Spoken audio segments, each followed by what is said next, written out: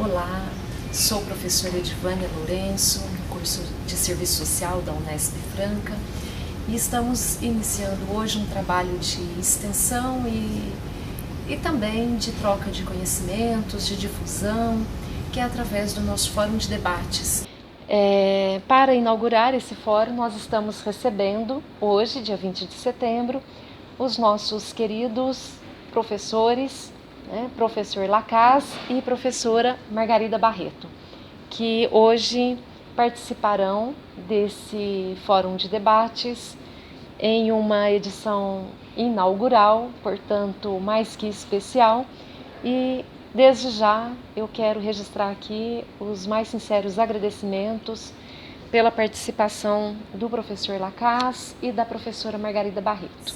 Então esse canal é um canal que busca fazer entrevistas, discussões, debates acerca das relações sociais de trabalho e saúde. Nosso objetivo é discutir como essas condições de trabalho afetam as condições de vida e de saúde da classe trabalhadora. Ou seja, vamos debater os assuntos afeitos às relações de trabalho e às condições de vida e saúde. As entrevistas ocorrerão de forma periódica, mas ainda não temos condições de definir aqui o tempo, se será mensal ou bimestral, mas iniciamos essa proposta e contamos com o apoio e colaboração de vocês, assistindo e participando também do nosso debate. Nós vamos dar início com a nossa entrevista com o professor Dr. Francisco Antônio de Castro Lacaz.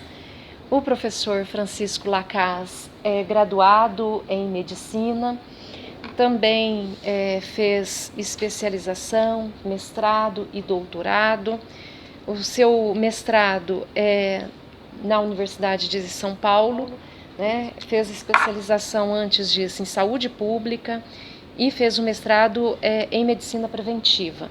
Também fez o doutorado na Unicamp, na saúde coletiva, também na saúde coletiva. Fez estágio pós-doutoral em Barcelona, é professor do programa de pós-graduação em saúde coletiva e também professor colaborador do programa de pós-graduação da Universidade Federal do Paraná. O professor Lacaz tem inúmeros estudos. Aliás, ele dedicou sua trajetória de vida e pesquisa ao campo saúde do trabalhador. Tem inúmeros artigos publicados, tem um livro atual sobre a saúde do trabalhador da área da saúde. E hoje está aqui para contribuir, então, com o nosso fórum de debates. Professor Lacaz, muito obrigada pela sua presença, pela sua participação no nosso fórum de debates. Eu agradeço também o seu convite, Edivânia, muito prazer de estar aqui hoje e estou à disposição para a gente conversar um pouco. Para iniciar essa conversa, nós gostaríamos de ouvir um pouco você comentar a respeito do campo saúde do trabalhador. Muitas pessoas iniciam seus estudos nessa área da saúde do trabalhador e não entende muito bem qual é a diferença, o que constitui esse campo de conhecimentos e práticas. Então a gente gostaria que você trouxesse alguns elementos. Sim, de fato esse foi um dos assuntos da minha tese de doutorado, onde a gente procurou discutir as diferenças de abordagem da medicina do trabalho, da saúde ocupacional e desse campo, denominado saúde do trabalhador. E de fato, uma diferença fundamental é que o campo da saúde do trabalhador está dentro da saúde coletiva. E a discussão que a saúde coletiva propõe desde o seu início, nos anos 70, 80, é a participação do trabalho na determinação do processo saúde e doença. Então essa ideia, né, da determinação social do processo saúde-doença é uma ideia mãe da saúde coletiva, não é mais uma perspectiva dos agentes químicos, físicos, biológicos, né? São as relações sociais, como você coloca, e dentro dessa discussão da determinação social, o papel do trabalho, né? Isso é uma questão que, inclusive, na formação dos profissionais de saúde é muito pouco discutido. Pra você ter uma ideia, os livros textos, né, da área de medicina, que são livros americanos, o Harrison e o Cécio têm pouquíssimas páginas sobre as doenças do trabalho. Então, do ponto de vista até da formação dos profissionais, é algo deixado meio de lado. Até porque é uma questão política e ideológica, no meu modo de ver. Não interessaria muito discutir as questões das classes populares, né? Então, o campo da saúde do trabalhador ele surge num contexto em que, na América Latina particularmente, é um termo particularmente nosso, né, da América Latina, do Brasil especialmente, ele surge dentro de uma discussão que havia da consumo da força de trabalho, dos acidentes de trabalho, né, que consumiam vidas, ocasionavam uma série de danos, afastamentos do trabalho, lesões, incapacidades, e isso num contexto em que a América Latina estava se tornando um espaço de urbanização e de grande aumento do operariado industrial urbano. Então, um ator social faz parte desse campo, né, seriam os trabalhadores operários industriais dos anos 70 em diante, né, e essa preocupação da saúde coletiva com o papel do trabalho na mórbida mortalidade. Então, o campo se coloca nesses termos. Eu considero que é um campo porque ele tem um objeto claro de estudo, né, que é a relação trabalho-saúde, nessa perspectiva das relações sociais de produção.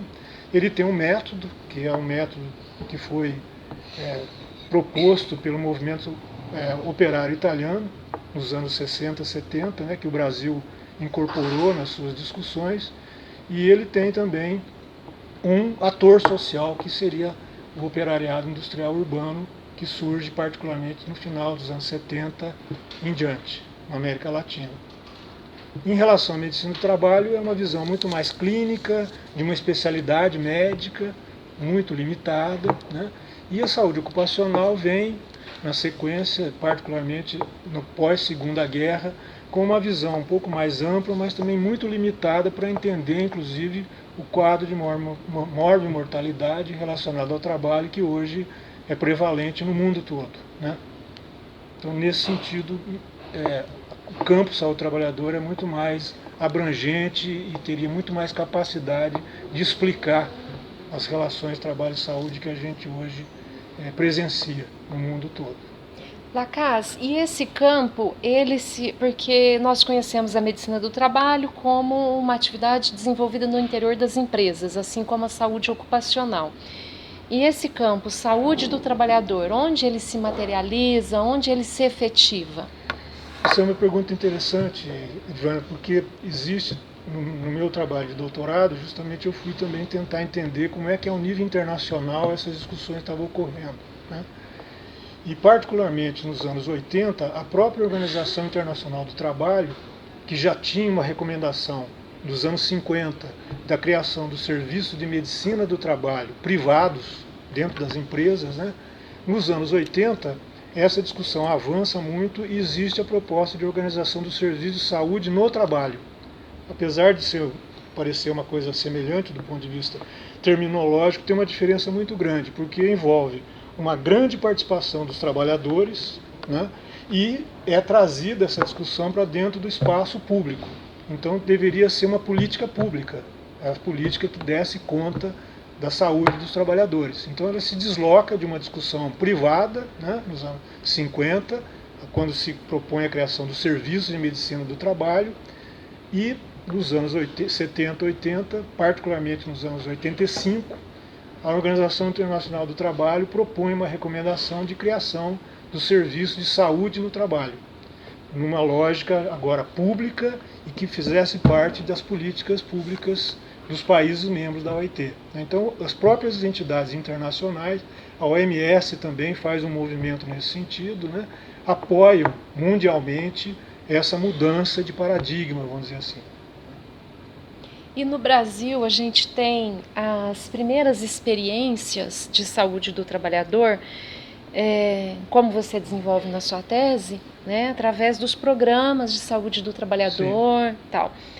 E hoje nós temos como um avanço dessa proposta os Serestes.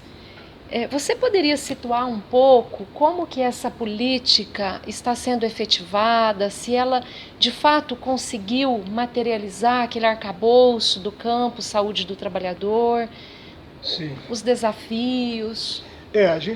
Se colocou a experiência dos programas de saúde do trabalhador, né, que foram desenvolvidos em São Paulo e em vários estados do Brasil, antes até do Sistema Único de Saúde. Essas experiências ocorreram a partir dos anos 84, 1984, 85, né? Então antes até da existência do SUS.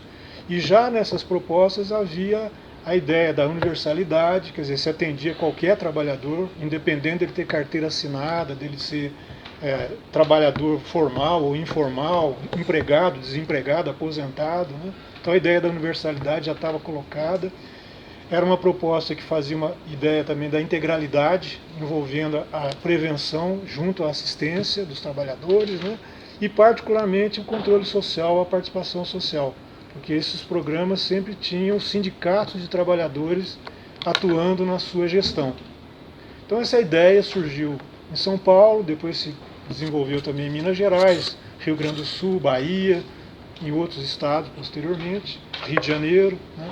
E a discussão caminha no sentido de criar, então, esses centros de referência de saúde do trabalhador, né? Foi uma discussão até polêmica no início, porque nós defendíamos a ideia dos programas de saúde do trabalhador como uma atividade de saúde pública, que isso fosse desenvolvido na rede de saúde pública. E, de fato, as primeiras experiências foram nesse sentido.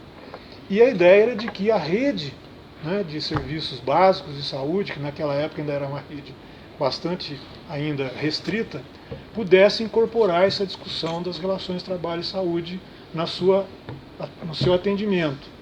Então faria todo sentido se você tivesse, a partir do momento em que a rede se envolvesse com essa discussão, que você tivesse então centros de referência para essa rede, né? O fato é que a rede não assumiu essa discussão. Então eu até costumo dizer, posso até ser considerado um pouco radical, né, de que o SUS não incorporou até hoje a saúde dos trabalhadores, né? O SUS está alheio à discussão da saúde dos trabalhadores. Existem experiências isoladas em alguns municípios, em alguns estados, mas o SUS, enquanto estrutura, né, não incorporou essa discussão das relações trabalho e saúde.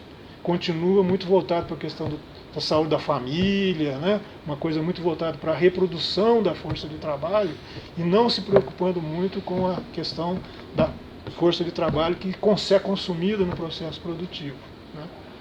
Então existe uma lacuna grande. Então os centros de referência ficaram como uma estrutura de referência, mas como algo que não tem uma base na própria rede de atenção básica.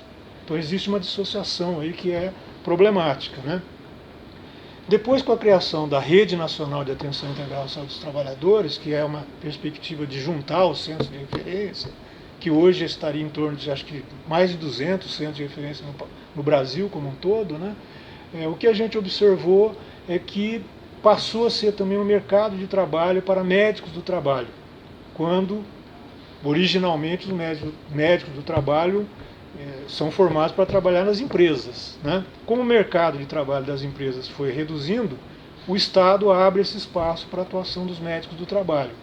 E na minha avaliação, o médico do trabalho não tem a visão de saúde do trabalhador. O médico do trabalho tem a visão da medicina do trabalho, né? Não é uma visão de saúde pública, de saúde coletiva. Então isso também trouxe uma certa dificuldade das próprias equipes que atuam no centro de referência estarem mais voltadas para a abordagem da saúde do trabalhador. Então existe aí também um conflito, no meu modo de ver.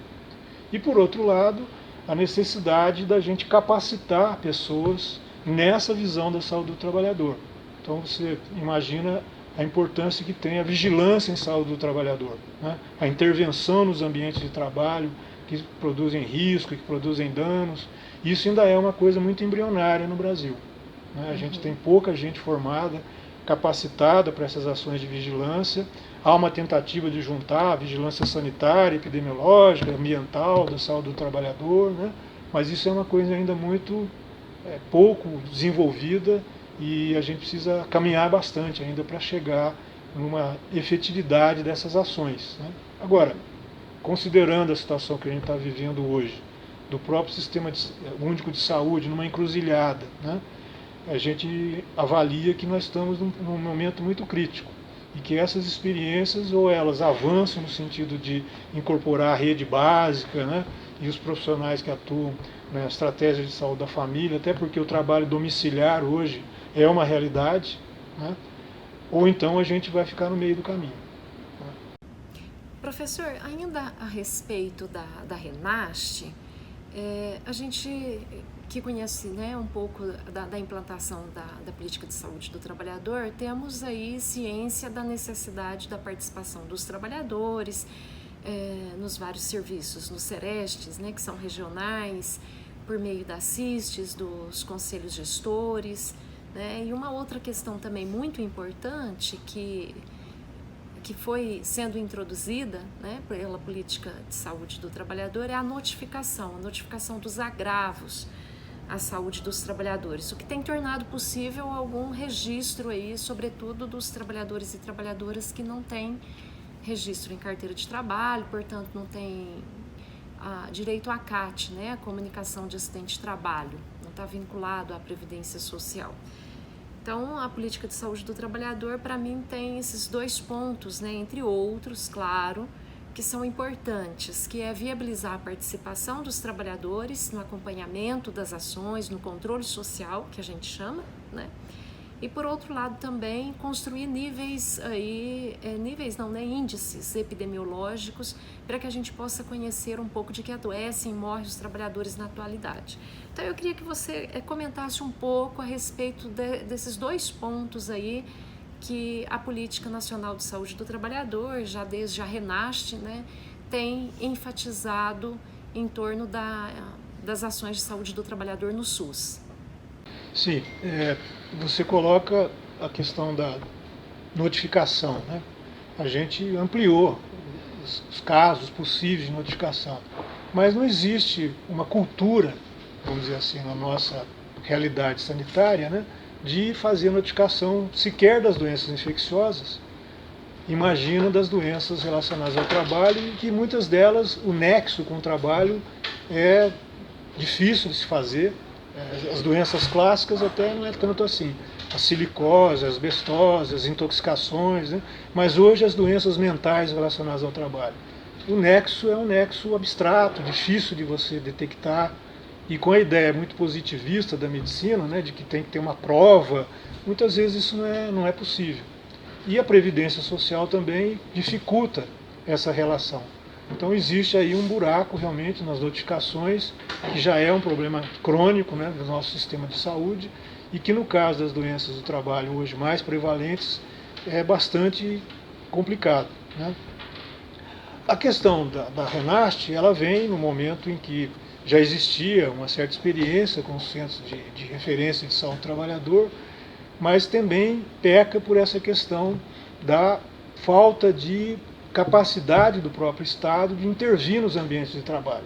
Você tem uma ideia, na Constituição de 88, era uma ideia da seguridade social, que deveria envolver saúde, né, a previdência social e assistência social, eventualmente até no Ministério Único, que poderia articular essas três instâncias, né, que seria uma política de bem-estar social fundamental, mas isso não se efetivou. E a Previdência Social tem critérios completamente diferentes da forma de notificação da saúde, que é diferente do Ministério do Trabalho. Então existe até uma certa disputa, vamos dizer assim, entre os órgãos que deveriam estar integradamente atuando nessa área. Então isso também dificulta a própria aproximação da Previdência com o Sistema Único de Saúde, com a assistência social, né? Agora, houve um aumento das notificações quando o próprio SUS criou o SINAM, né, que é o Sistema Nacional dos Agravos Notificáveis, né, de informação dos agravos notificáveis. você até observa que houve um aumento até da notificação das doenças mentais relacionadas ao trabalho. E as Ler-Dort também, Ler-Dort, parece que sempre foram bastante prevalentes e que muitas vezes estão associadas com sofrimento mental. Então existe uma associação muito grande do sofrimento mental nos portadores das lesões por esforços repetitivos. Então, bem ou mal, a gente tem alguns dados que indicam, né, essa nova realidade do mundo do trabalho e que onde está prevalecendo especialmente as doenças ligadas à esfera psicoafetiva. E isso é um mundo extremamente difícil de você intervir, né, porque está relacionado com a chamada organização do trabalho, com o ritmo do trabalho, com as relações hierárquicas, com os poderes dentro dos ambientes de trabalho, né, com a situação dos turnos de trabalho alternados, com o significado do próprio trabalho. Então tudo isso é um caldo de cultura que está, né, propiciando a prevalência hoje dessas doenças mais ligadas à esfera psicoafetiva, ao sofrimento mental, né, à depressão, o burnout e outras síndromes que hoje estão muito presentes nos ambientes de trabalho como um todo, né? Com esse tema, então, nós vamos encerrar o primeiro bloco do nosso fórum de debates e voltamos na sequência, então, tratando um pouco das mudanças na legislação trabalhista e de como afeta as relações de trabalho e saúde, com o professor Lacaze.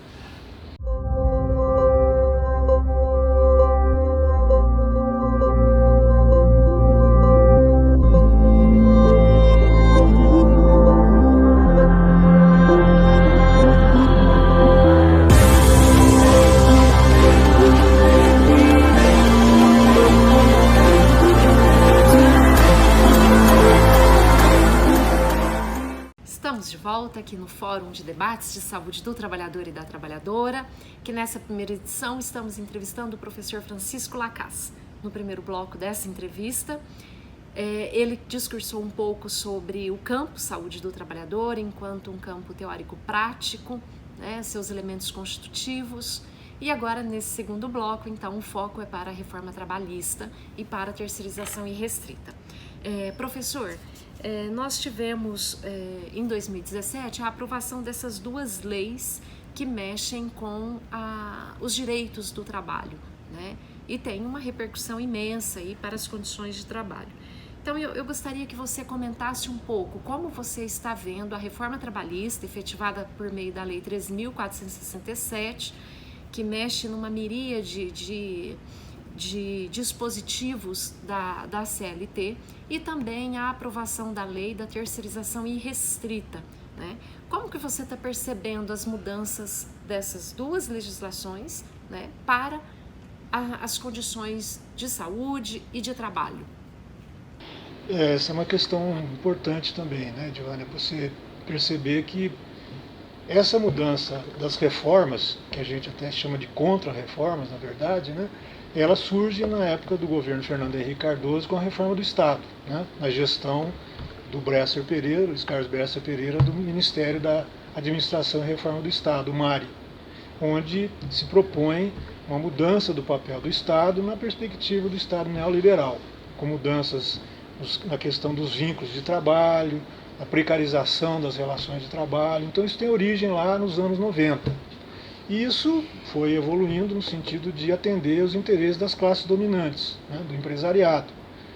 E, de fato, essa discussão nos anos 90 já teve um primeiro momento no próprio governo Fernando Henrique, depois no governo do Lula, no governo da própria Dilma, onde houve, por exemplo, uma mudança na questão da previdência do servidor público, né, que foi perdendo direitos. Um outro aspecto foi a possibilidade de, a partir de um determinado momento, você não ter mais aposentadoria total, né, com salário integral dos servidores públicos, e foi aberta a possibilidade de você fazer uma previdência privada, financiada inclusive pelo Estado.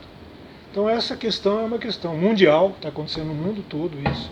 Na França, onde existe uma resistência, na Itália já aconteceu, na Inglaterra, em vários países, e o Brasil, né, como é um país de desenvolvimento periférico, sempre chega meio com um certo atraso, né, nas questões mais de relações que o mundo já está vivendo. Então, no caso do Brasil, a partir dos anos de 2017, essa proposta foi regulamentada nessas duas leis, né, que você apontou. E, por incrível que pareça, não sei se perceberam, a proposta da lei da terceirização, que depois foi regulamentada, né, ela foi no dia 31 de março de 2017. E 31 de março é uma data complicada, né, para o Brasil. Demais. Então, é uma coisa, parece que não é ao acaso, mas traz uma certa preocupação já na própria origem desse projeto, né? E de fato, foi muito apressada também, né? Também, uma discussão bastante assodada, né? E aparece no momento, inclusive, em que o movimento sindical está bastante fragilizado, né? E existe toda uma tentativa de associar a realidade da terceirização com o aumento do mercado de trabalho, né? Com isso haveria uma maior possibilidade de emprego. A gente sabe que o emprego terceirizado é um emprego que é de pior qualidade, né? Os vínculos são vínculos que muitas vezes não são formais, as condições de trabalho também são mais precárias, e isso tem alguns indicadores interessantes. Por exemplo, no caso da Petrobras, existem estudos mostrando que os trabalhadores terceirizados se acidentam mais, têm lesões mais graves, em função do ritmo de trabalho, das metas que tem que bater, né, da pressão. Aliás, até alguns dizem que é uma chamada administração por estresse, né? Então, essa cobrança das metas, tudo isso faz parte desse contexto. E no caso da reforma trabalhista, o grande, né, pano de fundo da reforma trabalhista, que é uma discussão que já tinha se iniciado ainda já nos anos 90, é a ideia de que o que é acordado prevalece sobre o que é legislado. Evidentemente que isso, à primeira vista, parece uma coisa lógica, né? Não, que é acordado. Só que é uma relação de acordo em que um tem muito mais força do que o outro, especialmente na nossa realidade atual, em que os sindicatos estão extremamente fragilizados, né? Que os sindicatos têm, inclusive, dificuldade de fazer filiações por causa da situação do desemprego, da própria terceirização, que não permite o vínculo de trabalho formal, né? Então isso dificulta muito a própria ação sindical. Agora, existia já nos anos 90, se a gente for levantar, algumas propostas que partiram do próprio movimento sindical, dos setores mais avançados, vamos dizer assim, do movimento sindical, que tem capacidade negocial desenvolvida, como os trabalhadores da indústria metalúrgica, né, do ABC, de São Paulo, que tem realmente capacidade negocial. Agora, se você for pensar na maioria dos sindicatos brasileiros, muitos deles são sindicatos de papel, né, e muitos deles não têm capacidade negocial a ponto de poder enfrentar o empresariado e as exigências do capitalismo, né? Então isso, a ideia de que você prevalece o negociado sobre o que é legislado, para uma grande maioria de trabalhadores vai ser a perda dos direitos conquistados arduamente numa luta sindical de século, né? E que foi, de alguma forma, expressa na consolidação das leis do trabalho. Alguém pode dizer, não, mas isso foi na época do Getúlio, ditadura, né? Mas foi um momento em que havia a possibilidade de fazer-se expressar os interesses de parcelas importantes dos trabalhadores. Hoje, essa situação, da forma como está colocada, né, leva a uma preocupação muito grande com a situação em que a negociação vai se dar de forma desigual do empresário com o trabalhador e com os sindicatos ainda fragilizados, né, ou, no limite, a negociação que se propõe entre o empresariado e os trabalhadores individualmente, o que fragiliza mais ainda essa relação. Então, de fato, é uma situação preocupante, mas eu estava lendo até um texto outro dia que diz que a Confederação Nacional das Indústrias já tem uma proposta da indústria 4.0, né? Então alguns autores estão achando que essa reforma trabalhista também não vai durar muito tempo, porque a proposta da CNI é mais ainda, vamos dizer, conflitante do que a própria lei atual, né? Em relação à terceirização, eu acho que a gente viveu uma situação ainda mais grave, vamos dizer assim, do ponto de vista social, que foi o próprio pronunciamento do Supremo Tribunal Federal, agora no dia 30 de agosto, né, chancelando a ideia de que a terceirização ela não é inconstitucional, como alguns tentavam, né, discutir, e que ela pode ser feita em qualquer nível do emprego, seja um emprego, né, de atividade fim, atividade meio, ela pode se estender no serviço público, em todas as esferas, e com a alegação de que isso vai aumentar o mercado de trabalho. Quando a gente sabe que, se aumentar, vai ser um trabalho precário, um trabalho em piores condições, em situação de desemprego quase que imediato, se houver algum tipo de entrevero, né? E que, do ponto de vista da possibilidade de você resgatar o trabalho formal, o trabalho com as garantias de férias, 13º, né, fundo de garantia, é extremamente difícil que isso possa acontecer. Então, me parece que é uma situação de muito retrocesso do ponto de vista da legislação social, né, e que foi chancelado pelo próprio judiciário, né, e que, de uma certa forma, vai na mesma linha do que o executivo e o legislativo já tinham proposto. Então, isso sacramenta uma situação de grande perda de direitos, no meu modo de ver. Lacaz, essa legislação, né, a 13.467, a reforma trabalhista, ela realmente mexe em várias questões e introduz vários tipos de contratos, né? O autônomo agora de forma sistemática no interior das empresas, o trabalho intermitente, o PJ, né? Então nós temos já pessoas profissionais que estão sendo chamados, né, para fazer acordos e que, se quiserem, podem abrir uma firma e prestar serviços. Eu gostaria que você comentasse um pouco sobre essa miríade de contratos, né, sobretudo o trabalho intermitente, que é essa contratação por hora, que tem um reflexo aí muito negativo em termos de financiamento da Seguridade, da Previdência Social também, né? Como que você vê esses tipos de contratos? Eu acho que você colocou uma questão importante, porque muitas vezes as pessoas não sabem, né, que quando, por exemplo, um indivíduo ele é o autônomo, ele tem a própria empresa, chamada pejotização, né, é pessoa jurídica, quando ele faz esse tipo de movimento para se colocar no mercado como autônomo, ele recolhe menos para a Previdência Social. Então isso tem a própria participação no lucro e resultado, não é aquilo que é como uma espécie de um abono, né, que é a participação no lucros e resultados, ele não desconta sequer para a Previdência, nem para o Fundo de Garantia. Então isso interfere inclusive na arrecadação do fundo público. Quer dizer, a Previdência Social, que dizem, né, que está em falência, precisa ser revista, eventualmente algumas questões precisam ser revistas mesmo, mas esse tipo de situação, a pejotização, o trabalho terceirizado, o trabalho intermitente, diminui a arrecadação da Previdência Social, ao que se associa, inclusive, o desemprego, né? Hoje a gente tem uma situação, segundo alguns estudos, de mais de 13 milhões de desempregados aberta, né, um desemprego aberto, e mais de 25 milhões de pessoas que deixaram de procurar trabalho, porque desistiram. Não tem, então faz bico aqui, bico ali, e isso é uma situação de total precarização.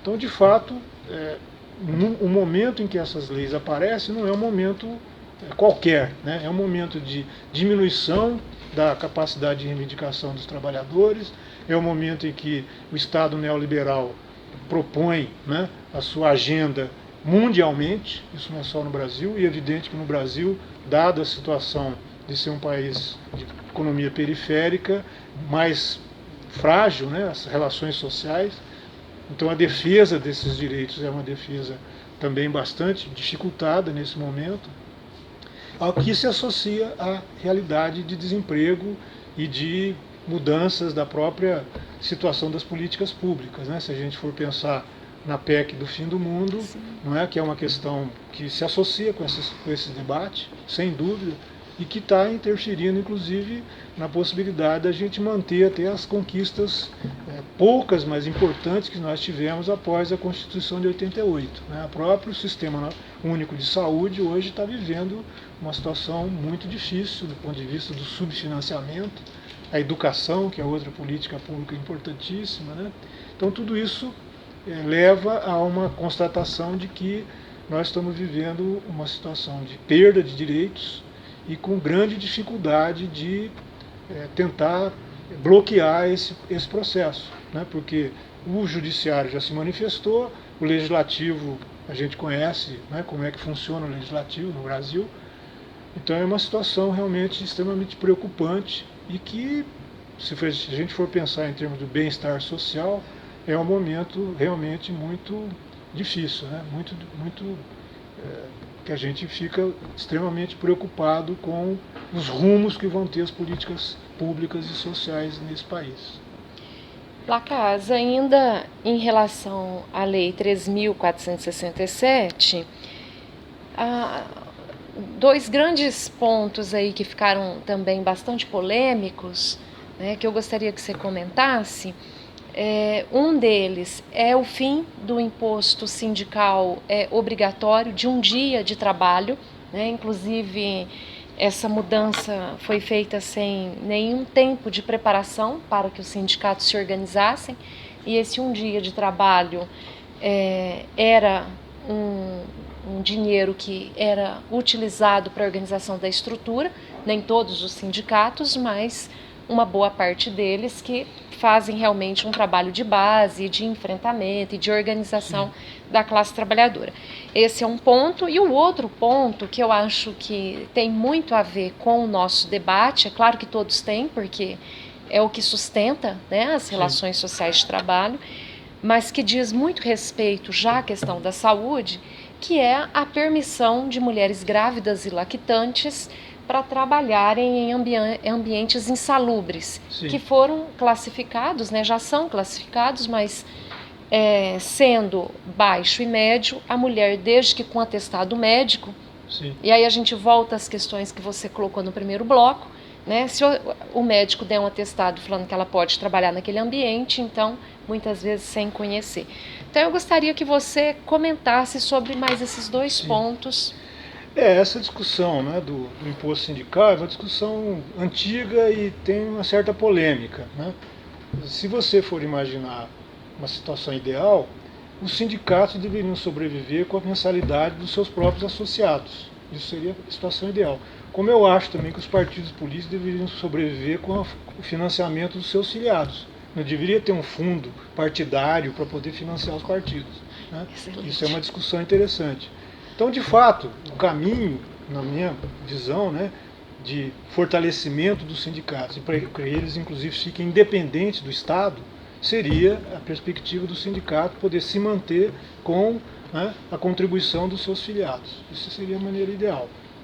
O imposto sindical ele é para o bem e para o mal, né? Quer dizer, não sei se sabem, as pessoas sabem, mas no Brasil nós temos mais de 17 mil sindicatos, né? E a grande maioria é sindicato de papel, sindicato que é só para inglês ver, vamos dizer assim. Não tem uma ação, como você fala, junto às bases, no sentido da mobilização. Então isso é uma realidade que realmente o imposto sindical até permite, vamos dizer assim, né? Agora, como você disse, não dá para você tirar esse momento, né, de financiamento dos sindicatos a partir da contribuição de um dia de trabalho, né, como prevê a CLT, de uma hora para outra, sem uma discussão com a sociedade, sem haver uma transição, né? Então eu acho que é realmente uma situação que, no limite, ela vai fragilizar mais ainda os sindicatos. E essa é uma questão que, inclusive, está sendo colocada como uma grande barreira para que os sindicatos possam atuar de maneira efetiva na defesa dos seus associados. E a legislação trabalhista também aprovada, ela permite que você consiga fazer negociações a partir do local de trabalho por um grupo de trabalhadores, inclusive, de uma certa forma, prescindindo do sindicato. Isso é uma experiência americana, né, de sindicato por local de trabalho, que fragmenta, né, a ação sindical, mas que no caso dessa nova lei, ela possibilita que até exista negociação individual do trabalhador com a empresa, né? Então isso, você imagina qual é o grau de capacidade de negociação que teria essa relação. Então isso é um problema, né? Eu acho que o fato de ter sido tirado o imposto sindical de maneira abrupta, de fato é um baque, né, do ponto de vista do financiamento sindical, deveria haver um processo de discussão, uma transição para isso, mas, no meu modo de ver, a maneira mais adequada dos sindicatos se organizarem seria, de fato, com a contribuição dos seus filiados, dos seus associados, coisa que a terceirização vai dificultar muito.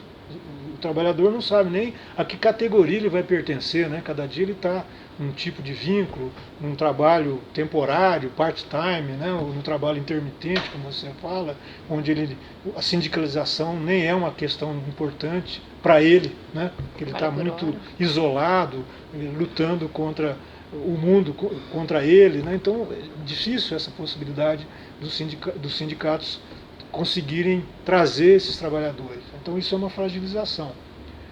E em relação à questão que você coloca da insalubridade, quer dizer, isso aí é a coisa mais absurda, né? Quer dizer, e aí coloca sob a responsabilidade do médico definir essa situação, né? Então, de fato, é uma realidade inusitada. Acho que não existe em lugar nenhum do mundo uma proposta como essa, né? E que só vem a mostrar a total realidade de perda de direitos que a gente está vivendo ultimamente. Quer dizer, até a situação da reprodução da força de trabalho, se a gente for pensar lá no início da Revolução Industrial, né, ela está sendo atingida, porque no início da Revolução Industrial o trabalho da mulher, do menor, não tinha regulamentação nenhuma, né? E foram as primeiras reivindicações sindicais que permitiram uma legislação minimamente para proteger o trabalho da mulher e do menor, que era justamente não trabalhar em ambiente insalubre, não permitir que menores de idade continuassem trabalhando, né? Então a gente está voltando no tempo lá para a Revolução Industrial, quer dizer, e ao que se soma até o trabalho escravo, né? Porque o trabalho intermitente acaba sendo um trabalho escravo, você fica à disposição da empresa como se fosse uma máquina, né? Funciona um dia, não funciona dois, depois, quando a empresa precisar, chama de novo, você fica à disposição. E com um salário extremamente rebaixado. Então, essa realidade é uma realidade extremamente perversa do ponto de vista social, né? E que o que a gente espera é que haja capacidade do próprio movimento sindical, dos trabalhadores organizados, se insurgirem contra isso, né? A saída é uma saída política, né? De discussão e de tentativa de retomada dos direitos fundamentais que a classe operária, a classe trabalhadora conquistou e que tem vindo se perdendo ao longo do tempo, né? Então isso é o que a gente imagina que pode ser uma espécie de muro contra essas perdas, né? A exemplo do que tem acontecido nos países do primeiro mundo. Na França mesmo tentaram mexer na Previdência, houve perdas, mas se conseguiu garantir a Previdência pública, né? Em outros países também. Então se trata aí de uma questão política que envolve relações de poder e que vai no limite, exige aí uma manifestação dos trabalhadores organizados através dos seus sindicatos, partidos políticos, né? E que pode ter apoio de estudos e pesquisas que subsidiem essa luta, né? Mas no meu modo de ver é uma luta eminentemente política, tá certo? Tá certo, muito obrigada, professor Lacasse. Eu que agradeço mais uma vez estar aqui e me coloco à disposição em outras oportunidades para colaborar aqui com o trabalho de vocês, tá? Muito obrigado. Tá certo. A gente agradece e vamos para o terceiro bloco desse fórum de debates, no qual nós vamos entrevistar a professora doutora Margarida Barreto. A gente volta em segundos.